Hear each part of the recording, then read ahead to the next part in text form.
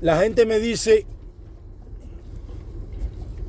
que les hable de un futuro escenario político y económico para el pueblo de Cuba en una Cuba post-Castro, o sea, al caer la tiranía. Primero que todo, yo dije que era en un escenario hipotético, porque a mí me gusta, esto no lo digo para los buenos cubanos, esto lo digo para las clarias que siembran cizaña y para las personas que querían oír una cosa que no es la realidad.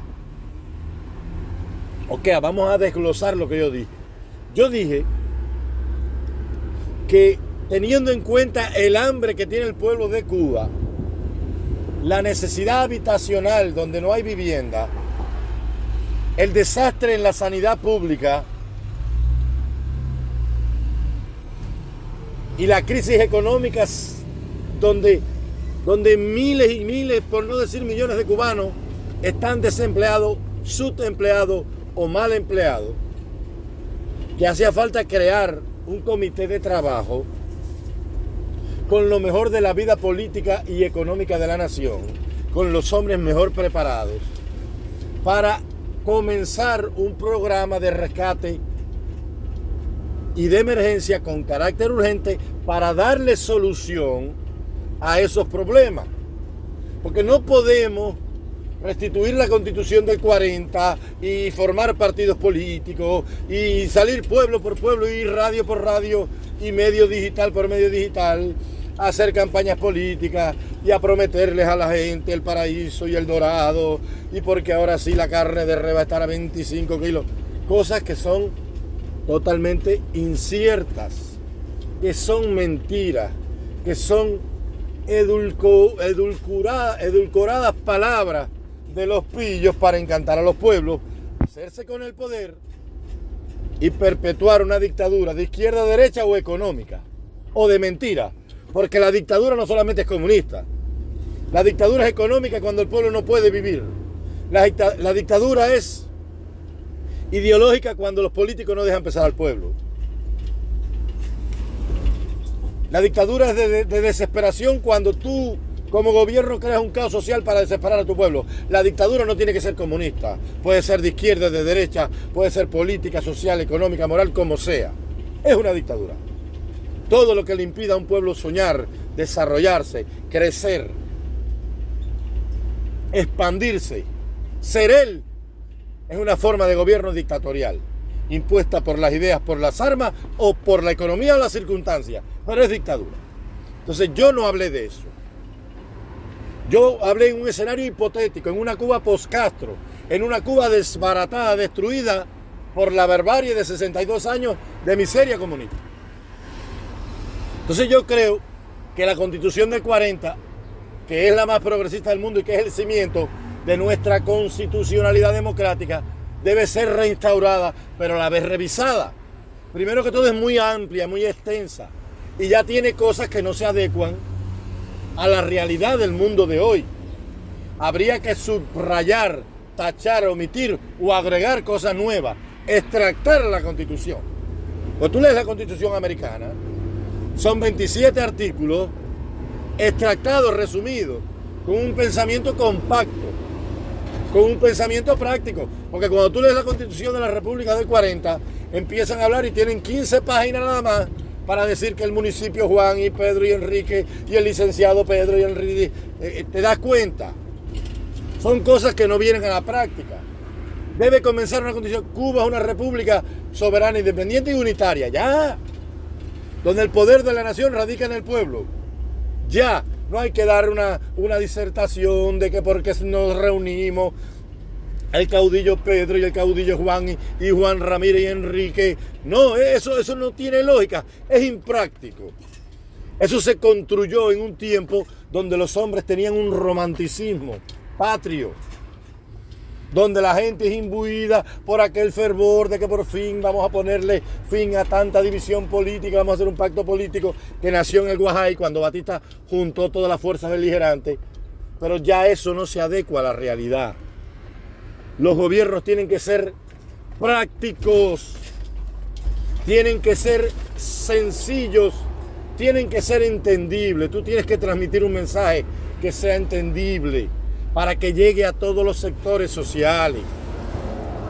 Un jurista no puede redactar una constitución con un vocabulario y con vocablos lingüísticos jurídicos porque la gente no entiende. Entonces eso debe ser resumido. La esencia de la constitución sí,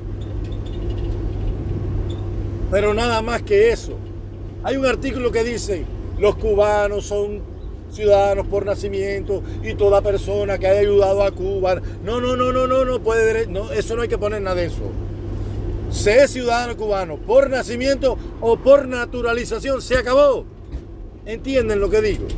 Es lo que hay que hacer. Extractar la constitución, hacer la práctica, compactarla, resumirla, que tenga el principio, aunque cambie el precepto. ¿Entiende? ¿Entiende quien me oye, quien me escucha? Entonces, ese es el escenario al cual nos vamos a enfrentar. Nos vamos a enfrentar a un pueblo que vive de una tarjeta de abastecimiento y ya las bodegas están vacías. Ya los mandados no van a venir. ¿Y qué le vamos de comer al pueblo? Tenemos que llamar a las organizaciones internacionales, a la FAO, al Fondo Monetario Internacional, para que nos den comida de emergencia para alimentar y empezar a distribuir raciones de alimentación al pueblo hasta que la economía empiece a producir, hasta que el mercado se expanda. Entonces, es lo que la gente tiene que entender. Hay que mirar en el Japón de la posguerra, en la Alemania y la Italia de la posguerra, en la Europa de la posguerra. Cómo se creó el Plan Marshall para rescatar a estas naciones, cómo se hizo el puente aéreo para llevarle carbón, combustible y comida a la gente de Berlín, que los soviéticos los querían matar cuando bloquearon el acceso de una Alemania a la otra. Hay que entender todo eso. Entonces, hay que traer la inversión extranjera. Tú no puedes poner una política neoliberal en un saqueo donde el que más tiene compra y entonces dejas al cubano, que es el dueño de la sociedad, sin derecho y acceso a la riqueza y al capital. Porque no puede pasar lo que nos pasó en 1902, que el pueblo estaba arruinado, que los soldados del ejército libertador no tenían dinero y vinieron las transnacionales, las empresas, y se compraron todo el país a precios de cochino enfermo. La United Fruit Company compró 500.000 hectáreas de tierra a peso la caballería de tierra. ¿Por qué? Porque el pueblo estaba arruinado, el pueblo estaba arrasado y Tomás Estrada Palma estaba en una encrucijada. El hombre no tenía dinero para fomentar el gobierno, nadie tenía nada y pasó lo que tenía que pasar. Que fue la causa de que años después Fidel Castro se sujetara de eso para decir que había que darle tierra a 100.000 campesinos que no tenían una vara de tierra que sembrar. Que de hecho era verdad, porque la población campesina se quedó sin tener acceso a la tierra, porque había un gobierno desbancado, no tenía dinero, y encima de eso, obligado por las circunstancias del momento, tuvieron que vender la nación a precios de cochino enfermo.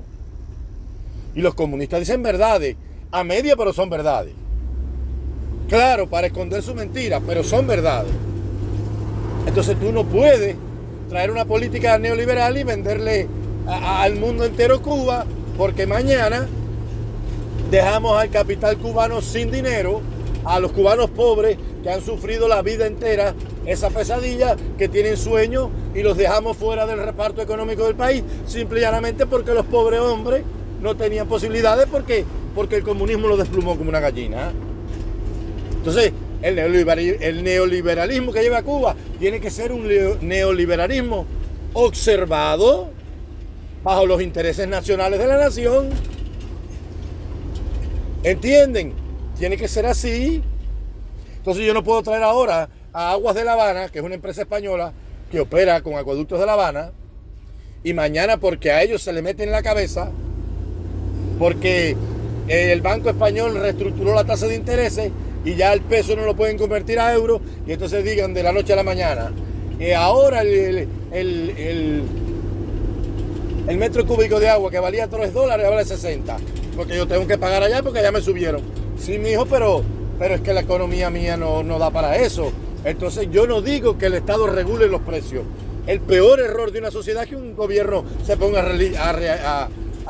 a regular precios, porque entonces hay trabas de desarrollo económico, por consiguiente social. No, yo no digo eso. Yo lo que digo es que el Estado tiene que tener una política no para controlar, sino para regular dentro de sus leyes los intereses primero de los ciudadanos. Y quiero que entiendan eso. Alguien me dice, no, pero el país debe millones de dólares de deuda. Sí, pero hay un problema con la deuda cubana. Esa deuda no la contrajo el pueblo de Cuba, es una deuda con la dictadura. Y habrá que sentarse a negociar con los acreedores internacionales, con el Club de París, en qué términos se dieron esos préstamos, con qué interés y en qué condiciones. Y si son pagables y cobrables. Hay que ver eso primero. Y después, si son pagables y cobrables, pues entonces habrá que ponerle una mora financiera al pago y posponer los pagos porque el país está en bancarrota. Es lo que yo he dicho. No se dejen manipular por los sembradores de cizaña, porque todo eso viene de la mente de esos que quieren tenerte comiendo tierra toda la vida con 5 libras arroz y 6 de azúcar. Esa es la mano larga de la tiranía.